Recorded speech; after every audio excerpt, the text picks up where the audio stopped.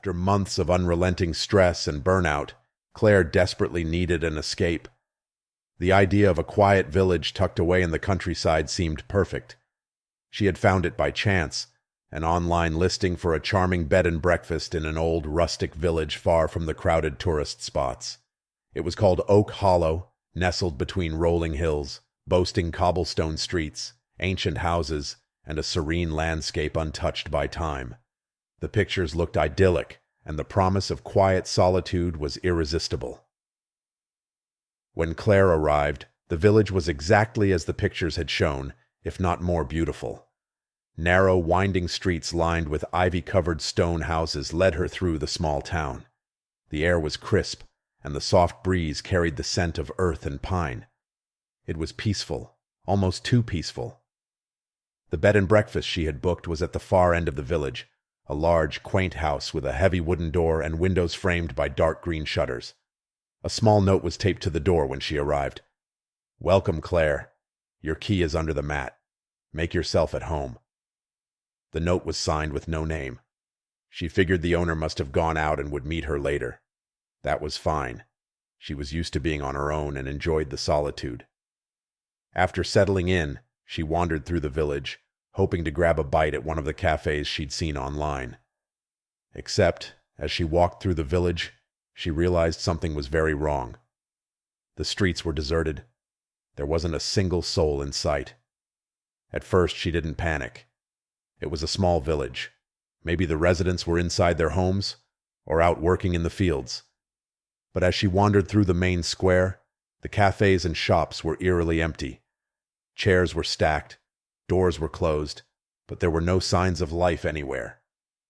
She knocked on a few doors, hoping to meet someone, a local, a shop owner, anyone. But each knock echoed unanswered, swallowed by the heavy silence that hung over the village. It wasn't until she reached the small church at the village's center that she began to feel genuine unease. The door was slightly ajar, creaking on its old hinges in the breeze. Inside it was dim, but she could make out rows of pews, all empty. A thick layer of dust covered everything, like no one had set foot inside for years. Yet candles on the altar were freshly burned, their wax still soft and dripping. Claire's heart began to race.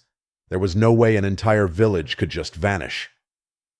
Returning to the bed and breakfast, her steps quickened, and she felt the weight of the silence pressing down on her. She searched for any signs of life, a stray cat, a bird in the sky, but there was nothing.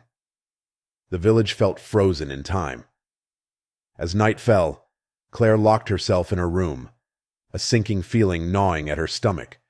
She tried calling the number on the website, but the phone rang endlessly with no answer. Her signal was weak, and without internet service, she felt completely cut off.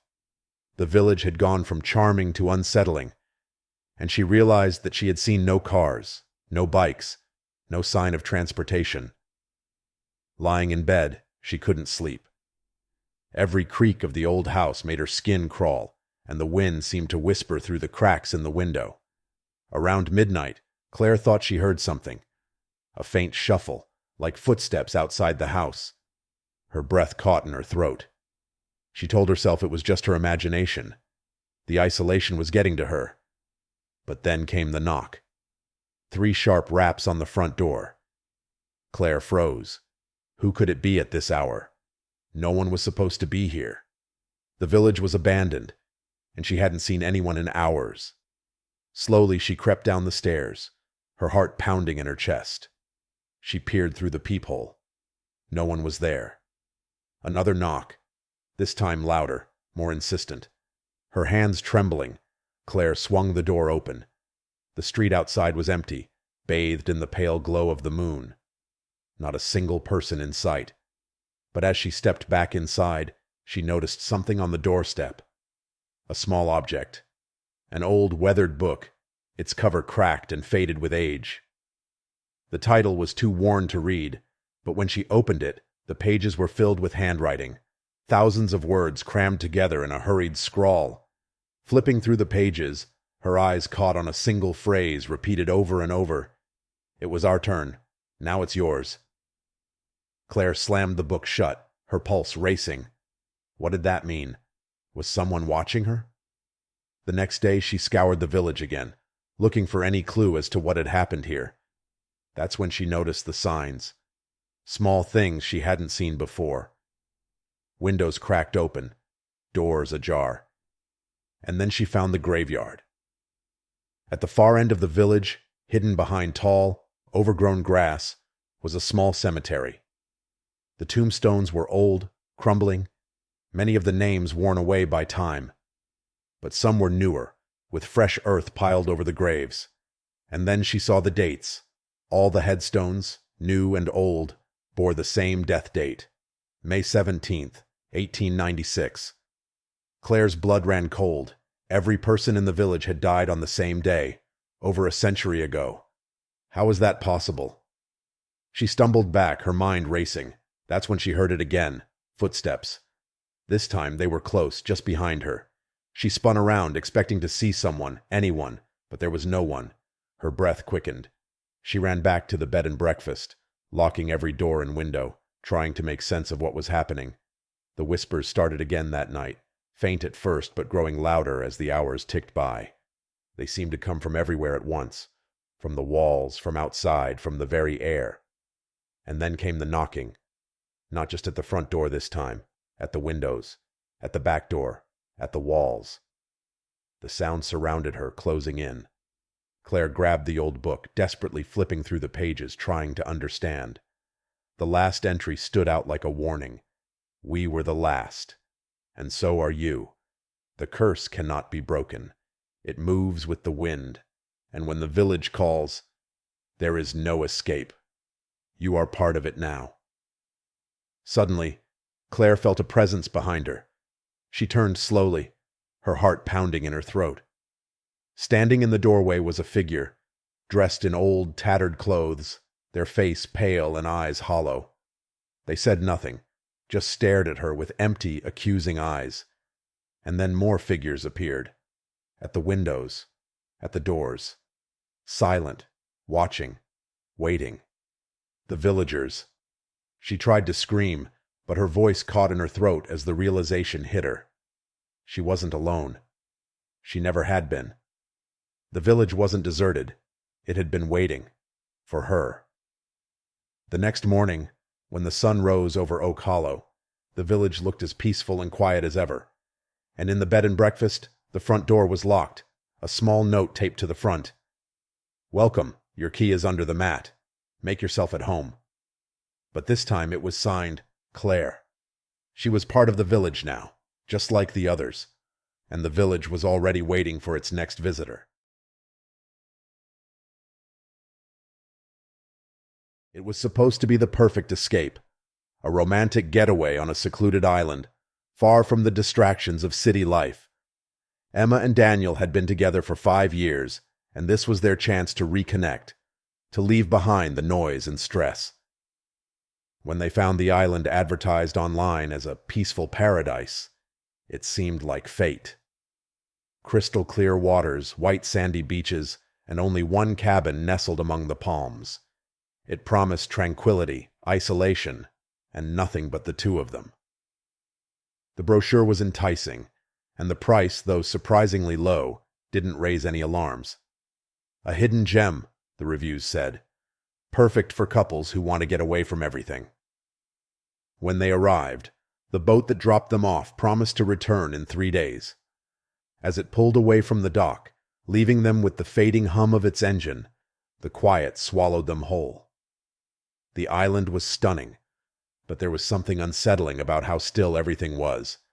No birds chirped, no waves lapped at the shore. Just silence. Emma brushed it off. It's just too peaceful, she laughed. Daniel smiled and agreed, but he couldn't shake the feeling that something was off. That night, a storm rolled in.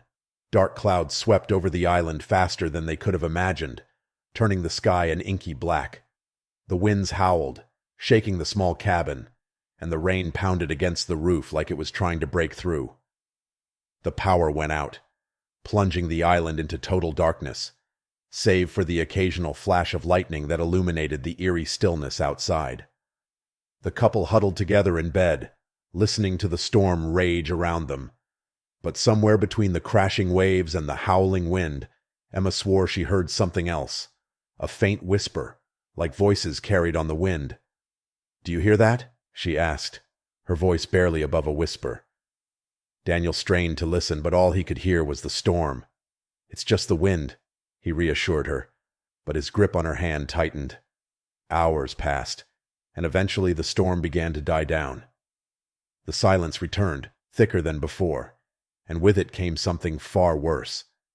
At first it was subtle, the distant sound of footsteps on the beach, muffled voices just outside the window. Emma and Daniel froze, holding their breath. There shouldn't have been anyone else on the island. The boat had dropped them off alone, and they hadn't seen a single person since. Daniel moved cautiously to the window, pulling the curtain back ever so slightly. His heart sank into his stomach. On the beach, in the pale glow of the moonlight, a group of people stood, their backs to the cabin. They were dressed strangely, like they were from another time. Tattered clothes that clung to their thin frames, hair matted and tangled. They stood unnaturally still, facing the ocean.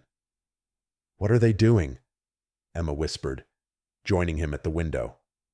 "I don't know," Daniel replied, his voice shaking. "Maybe it's some kind of island ritual." They watched in silence, hearts pounding, as the figures began to move. Slowly they waded into the water, the waves crashing over them, but they didn't stop. They kept walking, deeper and deeper, until the ocean swallowed them whole. And then, just as suddenly as they had appeared, they were gone. That night, neither Emma nor Daniel slept. Every creak of the cabin made them jump. Every gust of wind outside sounded like whispers. When the first light of dawn finally broke through, they ventured outside cautiously, expecting to see something, anything, that explained what they had witnessed. But the beach was empty. No footprints, no signs of anyone having been there at all. Daniel convinced himself it was a hallucination, a trick of the storm. Emma, though shaken, tried to agree. But as the sun climbed higher, they discovered something worse than they could have imagined.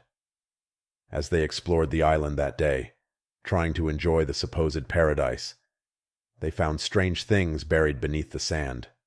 Old, rusted lanterns, broken tools, scraps of decayed clothing. It looked like remnants of a long-abandoned settlement. And then, Emma found the graves. A small, overgrown clearing near the center of the island revealed a makeshift cemetery. Crude wooden crosses stood in uneven rows, the names on them weathered and unreadable. But it was clear. The island had a past, one that wasn't as peaceful as the brochure had promised. That night, as the storm returned, so did the figures. This time they came closer. Emma and Daniel locked themselves in the cabin, but the footsteps came right up to the door. The whispers grew louder, swirling around them like a breeze that chilled them to their bones. Then they heard something even more terrifying. A woman's voice, soft and broken, calling out from the beach. "Help me!" Emma's eyes filled with tears as she stared at Daniel. "What do we do?" "We wait it out," Daniel whispered. But deep down, they both knew there was no waiting this out. The island was alive with the past, and they were trapped in its cycle. Through the window they watched as the figures gathered again, replaying the same haunting scene from the night before. But this time, they saw something new. A man, running across the beach, desperate, panicked. He looked real, not like the other figures, flesh and blood like them. He reached the water, but before he could dive in, hands, pale, skeletal, reached out from the sand, dragging him under. The storm raged louder, and in the flashes of lightning the couple saw them, all of them. Dozens of souls, some wading into the sea, others clawing their way out of the earth. Their faces were hollow, eyes wide with eternal torment, mouths open in silent screams. Emma and Daniel realized then what the island truly was. A trap. A place where the dead relived their final moments, night after night. Those who arrived seeking peace never left. They became part of the island's cursed cycle, trapped in an endless loop of death and despair. By the third night, the whispers had turned into full-blown cries. The storm was relentless, and now the figures weren't just on the beach. They were at the door, at the windows, pressing their hands against the glass, mouths moving silently as if pleading for help. Emma and Daniel cowered in the corner, helpless, knowing the boat wouldn't return in time. The island wanted them too. As the clock ticked toward midnight, the door burst open and the wind howled inside, carrying with it the stench of decay. The figures poured into the cabin, their hollow eyes fixed on the couple. Daniel grabbed Emma's hand, pulling her toward the back door. "We have to get to the boat dock," he shouted over the storm. "Maybe we can swim for it." But as they stumbled outside, the island itself seemed to shift beneath their feet. The sand became quicksand, the air thick with whispers. The dead were all around them, grabbing, pulling, dragging them back into the island's dark embrace. Their screams were drowned out by the storm, lost in the wind, just like the cries of those who came before them. By morning, the island was silent once more, peaceful, untouched. And when the next couple arrived a week later, they marveled at the beauty of the deserted beach, unaware of the souls waiting beneath the sand, ready to repeat their final moments again, and to claim new victims in their never-ending nightmare. It all started as a way to escape the city. Mia, Ethan, Sarah, and Jack had been swamped with work, and when Sarah found a cabin online for an incredibly cheap weekend getaway, it felt too good to pass up. "Fresh air, no traffic, and no responsibilities," Mia had said with a wide grin. The ad boasted a rustic charm, nestled deep in the forest, far from the noise of city life. It seemed perfect, almost too perfect. The four friends arrived late in the afternoon, and the first thing that struck them was how eerily quiet the place was. No birds, no rustling leaves, just silence, thick and unnatural. The cabin looked exactly like the pictures. Small, cozy, with a wraparound porch, nestled in the woods where the trees stood like silent sentinels.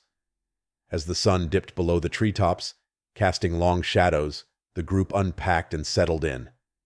The cabin's interior was quaint, but sparse, with creaky wooden floors and a musty smell that lingered in the air.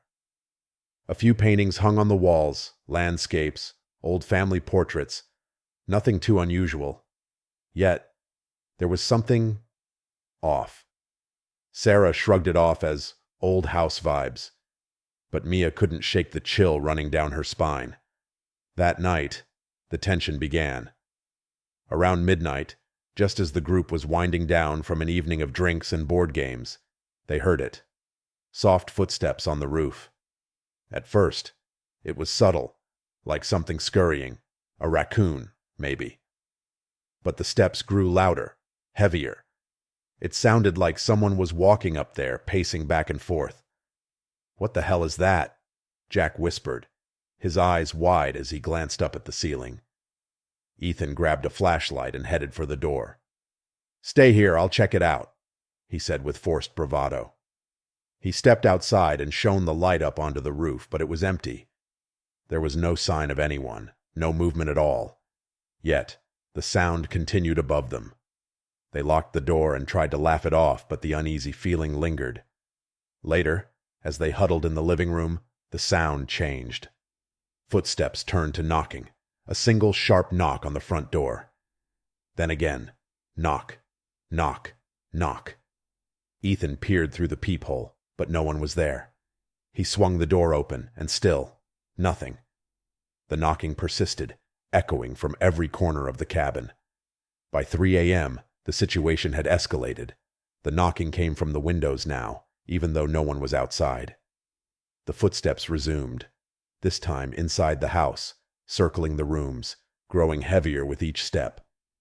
The cabin, it seemed, was waking up. "Maybe we should just leave," Mia suggested, her voice shaky. But when they tried to open the front door, it wouldn't budge. The windows were sealed shut, and no matter how hard they pushed, the doors wouldn't move. "Something's wrong," Sarah whispered. "This place, it's like it's alive." That's when they found the journal, It was tucked away in the back of an old drawer, forgotten under a layer of dust. The journal belonged to the cabin's original owner, a man named Samuel Reed. As Mia flipped through the brittle pages, the truth slowly unraveled in front of them. Samuel had built the cabin for his family in the early 1900s, but the woods had always been strange. The locals spoke of ancient rituals and spirits that roamed the forest after dark. Samuel dismissed the stories as superstition, but soon after moving in, his family began experiencing the same eerie phenomena. Footsteps on the roof, knocking at the door, voices in the night. The final entry was smeared with frantic handwriting. Samuel spoke of something lurking in the shadows, something that wanted them to leave. But before they could escape, his wife and daughter disappeared, never to be seen again. That night, Samuel sealed himself in the cabin, waiting for whatever lurked outside to come for him. His last words read, "The darkness grows stronger. If you're reading this, it's already too late. It's not just the cabin. It's the woods. And it wants us all." A loud bang interrupted them as the lights flickered and went out. In the dark, they heard the knocking again, this time from inside the house. It was as if the very walls were alive, shifting and breathing around them. They had to solve the mystery. They had to figure out what happened to Samuel's family, or they feared the same fate awaited them. Hours passed as they scoured the cabin, piecing together the clues from the journal. Mia was the first to notice it. The strange symbols carved into the floor under the rug, barely visible unless you knew where to look. They matched the ones drawn in Samuel's journal, part of some ancient binding ritual meant to trap the spirits within the house. "We have to finish it," Mia said, her voice urgent. "It's the only way to stop it." But the darkness had grown too strong. As they worked to complete the ritual, the cabin itself seemed to fight back. The footsteps became a deafening roar, pounding against the walls, shaking the floors. The knocking was everywhere at once, louder and louder, until it felt like the very air was suffocating them. Shadows slithered across the walls, shapes that weren't human, but twisted and monstrous. In the final moments, as Mia traced the last symbol, the cabin went silent. The air grew heavy with anticipation. Then from behind them, they heard it. A single, slow knock at the door. They turned, and there, standing in the doorway, was a figure. A shadowy form, tall and gaunt, its face obscured by the darkness. "Who are you?" Jack asked, his voice trembling. The figure stepped forward, and as it crossed the threshold, the temperature plummeted. Its voice was a whisper, barely audible, but it cut through the air like a knife. "I am the darkness you sought to escape." The lights flickered back on, but the cabin was empty. No figure, no footsteps, no knocking. Just the four friends, standing in the silence of a cabin that felt more like a tomb. They never spoke of what they saw that night. When the sun finally rose, they packed up in silence and left, never looking back. But deep in the woods, the cabin still stands, waiting for the next group to find it, waiting for the next group to hear the footsteps on the roof and the knocking at the door.